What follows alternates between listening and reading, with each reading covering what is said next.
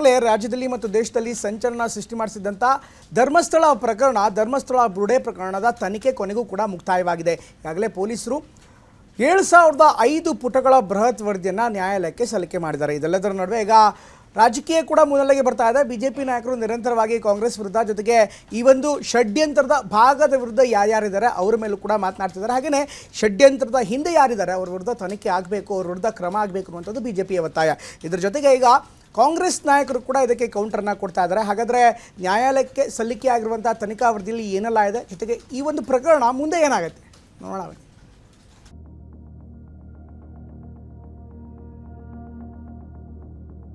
ಧರ್ಮಸ್ಥಳದ ಬಗ್ಗೆ ಯಾರು ಷಡ್ಯಂತ್ರ ಮಾಡಿದ್ರು, ಯಾರು ಪಿತೂರಿ ಮಾಡಿದ್ರು, ನೀವಾದ್ರೂ ಹೇಳ್ಬೇಕು, ಇಲ್ಲಾಂದ್ರೆ ನಿಮ್ ಜೊತೆಲಿರುವಂತ ಪರ್ಫೆಕ್ಟ್ ಹೋಮ್ ಮಿನಿಸ್ಟರ್ ಆದ್ರೂ ಕೂಡ ಹೇಳ್ಬೇಕು.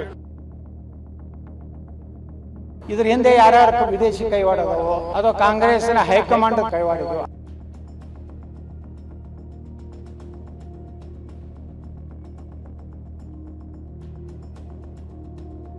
ಇಡೀ ದೇಶದಲ್ಲೇ ಸಂಚಲನ ಸೃಷ್ಟಿಸಿದ್ದ ಧರ್ಮಸ್ಥಳದ ಬುರುಡೆ ಪ್ರಕರಣದ ಎಸ್ಐಟಿ ತನಿಖೆ ನಿನ್ನೆಗೆ ಮುಕ್ತಾಯ ಆಗಿದೆ.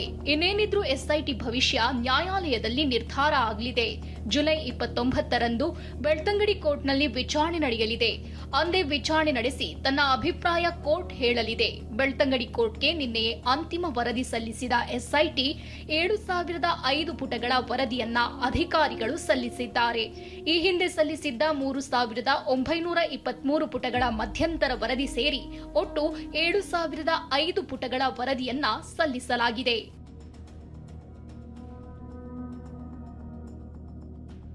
ಧರ್ಮಸ್ಥಳ ಕೇಸ್ನಲ್ಲಿ ಈವರೆಗೂ ಯಾರ ಮೇಲೂ ಕ್ರಮ ಆಗಿಲ್ಲ. ನ್ಯಾಯಾಲಯದ ವರದಿ ಮೇಲೆ ಕ್ರಮ ಆಗಬೇಕು ಅಂತ ಶಾಸಕ ಸುನೀಲ್ ಕುಮಾರ್ ಆಗ್ರಹ ಮಾಡಿದ್ರು. ಮುಖ್ಯಮಂತ್ರಿಗಳು ಸ್ವತಃ ಸದನದಲ್ಲಿ ಒಪ್ಪಿಕೊಂಡಿದ್ರು.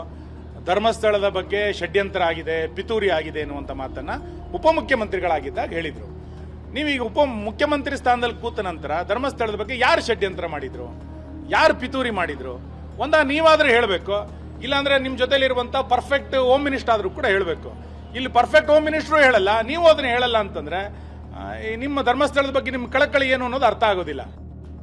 ಇದರಲ್ಲಿ ಕೆಲವರ ಬಂಡವಾಳ ಬಯಲಾಗಲಿದೆ ಅಂತ ಬಿಜೆಪಿ ಶಾಸಕ SR ವಿಶ್ವನಾಥ್ ಹೇಳಿದ್ರು. ರಾಜ್ಯ ಸರ್ಕಾರಕ್ಕೆ ಕೋರ್ಟ್ಗೆ ಎಸ್ಐಟಿ ವರದಿಯನ್ನ ಸಲ್ಲಿಸಿದ್ದಾರೆ. ಈಗ ನಿಧಾನವಾಗಿ ಒಬ್ಬೊಬ್ಬರದು ಕೂಡ ಬಂಡವಾಳ ಬಯಲಾಗ್ತಾ ಇರ್ತಕ್ಕಂಥದ್ದು ಮಾಧ್ಯಮಗಳ ಮುಖಾಂತರ ನೋಡಿದ್ದೀವಿ, ಮತ್ತು ಕೆಲವು ವ್ಯಕ್ತಿಗಳು ಹೇಳಿಕೆಗಳನ್ನು ಕೊಟ್ಟರು ಕೂಡ ನೋಡಿದ್ದೀವಿ. ಧರ್ಮಸ್ಥಳಕ್ಕೆ ಅಪಮಾನ ಮಾಡಿದೋರ ಬಂಡವಾಳ ಬಯಲಾಗಬೇಕು ಅಂತ ಬಿಜೆಪಿ ಉಚ್ಚಾಟಿತ ಶಾಸಕ ಯತ್ನಾಳ್ ಹೇಳಿದ್ರು. ಧರ್ಮಸ್ಥಳದ ಪಾವಿತ್ರ್ಯಕ್ಕೆ ಯಾರ್ಯಾರು ಅಪಮಾನ ಮಾಡುವಂತ ಕೆಲಸ ಮಾಡಿದ್ದಾರೆ ಅವ್ರಿಗೆಲ್ಲ ಶಿಕ್ಷೆ ಆಗ್ಬೇಕು. ಆ ವರದಿಯಲ್ಲಿ ಏನಿದೆ ಅನ್ನೋಂಥದ್ದು ಬರುವಂತ ಅಧಿವೇಶನದಲ್ಲಿ ಸಾರ್ವಜನಿಕರ ತಿಳುವಳಿಕೆಗಾಗಿ ಸದನದಲ್ಲಿ ಚರ್ಚೆ ಆಗಬೇಕು. ಇದ್ರ ಹಿಂದೆ ಯಾರ್ಯಾರು ವಿದೇಶಿ ಕೈವಾಡದವೋ, ISI ಕೈವಾಡಿದೆಯೋ, ಕಮ್ಯುನಿಸ್ಟ್ ಕೈವಾಡಿದೆಯೋ, ಅದು ಕಾಂಗ್ರೆಸ್ನ ಹೈಕಮಾಂಡ್ ಕೈವಾಡಿದೆಯೋ, ಹೈಕಮಾಂಡದ ಬಗ್ಗೆನೂ ನಮಗೆ ಸಮಸ್ಯೆ ಇದೆ. Bureau report TV9.